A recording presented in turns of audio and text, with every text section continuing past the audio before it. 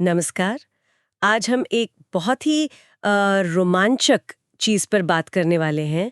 कैसे मैटलैब ना मेडिकल दुनिया में एक तरह की क्रांति ला रहा है। सोचिए, अब डॉक्टर सिर्फ एक्सरे या एमआरआई की वो फ्लैट तस्वीरें नहीं देख रहे हैं, बल्कि वो आपके शरीर के अंगों के बाकायदा 3D मॉडल देख सकते हैं, उन्हें घुमा सकते हैं, अंदर झांक सकते हैं। है ना कमाल? हाँ, बिल्कुल कमाल है। और ये जानकारी जो है ये डॉक्टर चिन्मय पाल के काम पर आधारित है। मैटलैब से 3D मेडिकल मॉडलिंग, अनुप्रयोग और उपकरण। हमारा मकसद यही समझना है कि ये तकनीक असल में कैसे काम करती है। और कैसे ये हेल्थ केयर को बदल रही है ना?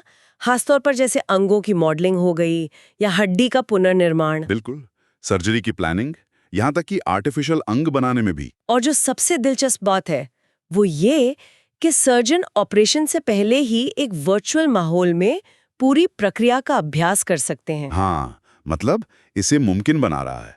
ये सच में एक बड़ा बदलाव है। बिल्कुल। तो चलिए थोड़ा और समझते हैं इसको। मतलब कि मुख्य इस्तेमाल क्या है, मतलब ये करता क्या है असल में?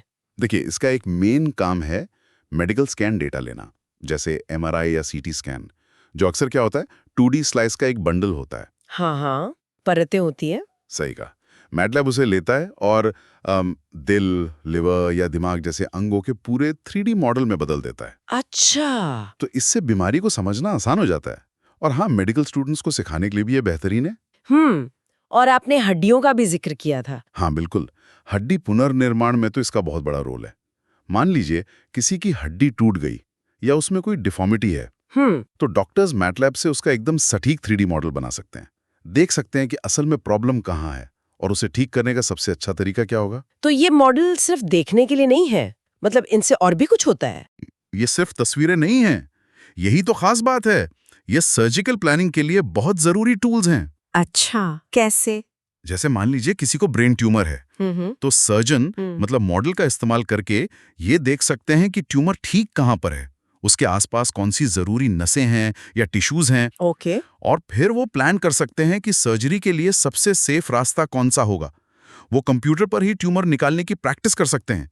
इससे असल सर्जरी में रिस्क कम होता है और सटीकता वो बढ़ जाती है। अरे वाह। और यही चीज प्रोस्थेटिक्स में भी है, मतलब आर्टिफिशियल अंग बनाने में। मैटलैब की मदद से ना मरीज के शरीर के हिसाब से एकदम फिट बैठने वाले कस्टम इम्प्लांट्स डिजाइन किए जा सकते हैं। ये तो वाकई कमाल है। पर ये सब होता कैसे है? मतलब मैटलैब में ऐसे कौन से खास टूल्स हैं जो ये सब करते हैं? हाँ, इसमें कुछ बहुत ही पावरफुल विजुअलाइजेशन फंक्शंस हैं। जैसे एक है वॉल शो। ये स्कैन डेटा को एक इंटरैक्टिव 3D वॉल्यूम की तरह दिखाता है। इंटरैक्टिव मतलब? मतलब आप उससे माउस से घुमा सकते हैं, जूम कर सकते हैं, यहाँ तक कि वर्चुअली काट कर अंदर भी देख सकते हैं कि क्या है। अच्छा। फिर आइसोसर्फेस जैसे फंक्शन है। ये वॉल्यूम डेटा से अंगों की बाहरी सतह का एक स्मूथ 3D मॉडल बनाते हैं, जैसे किसी अंग की बाहरी शक्ल दिखे। अच्छा, तो मतलब ये टूल्स डेटा को एक तरह की मूर्ति का रूप दे देते हैं। हाँ, बिल्कुल सही कहा। और फिर आते हैं मैश जनरेशन टूल्स। ये भी बहुत जरूरी हैं। मैश वो क्या होता है? सोचिए जैसे डिजिटल मॉडल पर एक महीन जाल बिछा दिया हो, एक तरह का ढांचा। डेलिनी ट्रायंगुलेशन ऐसा ही एक टूल है। ये जो मैश मॉडल बनते हैं ना, ये फिर सिमुलेशन के लिए इस्तेमाल होते हैं। सिमुलेशन मतलब? जैसे ये जांचने के लिए कि कोई हड्डी का इम्प्लांट कितना वजन झेल सकता है या उस पर कहाँ ज्यादा स्ट्रेस पड़ेगा। ओ, ओके। Biomechanical analysis. बिल्कुल। और मैटलैब STL फाइलों को भी सपोर्ट करता है। एसटीएल। हाँ, वो तो 3D प्रिंटिंग के लिए स्टैंडर्ड है ना? एग्जैक्टली। तो इन मॉडल्स को आप सीधे 3D प्रिंटर पर भेजकर असल दुनिया में प्रिंट भी कर सकते हैं। चलिए इसे एक उदाहरण से समझते हैं। वही ब्रेन ट्यूमर वाला केस लेते हैं। हाँ, तो डॉक्टर पहले एमआरआई डेटा लेंगे मैटलैब में। हाँ। फिर वो ट्यूमर और उसके आसपास के जरूरी हिस्सों को सॉफ्टवेयर में मार्क करेंगे, मतलब सेगमेंटेशन करेंगे। ठीक है। फिर शायद आइसो सरफेस यूज करके दिमाग का एक पूरा 3D मॉडल बनाएंगे। हम्म। और फिर सर्जरी की प्लानिंग या सिमुलेशन के लिए डिलॉने ट्रायंगुलेशन से उस मॉडल का एक कंप्यूटेशनल मैश तैयार करेंगे। और फिर सर्जन उस मॉडल को? हाँ, फिर सर्जन वोल्शो जैसे टूल से उस मॉडल को हर एंगल से घुमा फिरा कर देखेंगे और तय करेंगे कि ऑपरेशन के लिए सबसे सही रास्ता, मतलब चीरा कहाँ लगाना है वगैरह। अच्छा। और आखिर में वो इस मॉडल को STL फाइल की तरह सेव करके उसका एक फिजिकल 3D प्रिंट भी निकाल सकते हैं। ताकि ऑपरेशन से पहले उसे हाथ में लेकर देख सकें, प्रैक्टिस कर सकें। बिल्कुल, प्री ऑपरेटिव रिहर्सल के लिए। ये तो सच में अविश्वसनीय लगता है। तो अगर हम संक्षेप में देखें, मतलब इस्तेमाल करने के मुख्य फायदे क्या हुए? देखिए, सबसे बड़ा फायदा तो यही है कि ये एक इंटीग्रेटेड प्लेटफॉर्म है। मतलब इमेज प्रोसेसिंग से लेकर 3D मॉडल बनाने, मैशिंग, विजुअलाइजेशन, सिमुलेशन तक सब कुछ एक ही जगह हो जाता है। हाँ, अलग-अलग सॉफ्टवेयर की जरूरत नहीं। सही। इससे सटीकता बहुत बढ़ जाती है, खासकर जब आप बहुत कॉम्प्लेक्स शारीरिक संरचनाओं के साथ काम कर रहे हो। और ये काफ़ी कस्टमाइजेबल भी है। और ज़रूरी फॉर्मेट्स जैसे DICOM और STL उनको सपोर्ट करता है, तो मौजूदा हॉस्पिटल सिस्टम्स के साथ आसानी से काम कर लेता है। जाहिर है, कुछ चुनौतियां भी तो होंगी, जैसे इतना सारा डेटा होता है, उसे संभालना। हाँ, बिल्कुल। बड़े डेटा सेट को हैंडल करना, उसको प्रोसेस करना, इसमें टाइम और कंप्यूटिंग पावर लगती है। ये एक चुनौती है।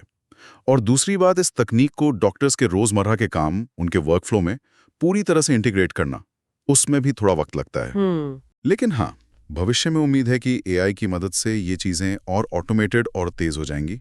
शायद रियल टाइम विजुअलाइजेशन भी मुमकिन हो पाए। तो अगर हम इसे समेटें तो मतलब डॉक्टरों, रिसर्चर्स और इंजीनियर्स को एक बहुत ही शक्तिशाली तरीका दे रहा है मेडिकल इमेजेस को समझने और इस्तेमाल करने का। हाँ, ये डेटा को सिर्फ इमेज नहीं रहने देता, उसे एक्शन लेने लायक जानकारी में बदल देता है। जिससे निदान बेहतर हो रहा है, सर्जरी के नतीजे सुधर रहे हैं। और पर्सनलाइज्ड पेशेंट केयर, मतलब हर मरीज के लिए खास इलाज, वो संभव हो पा रहा है। बिल्कुल।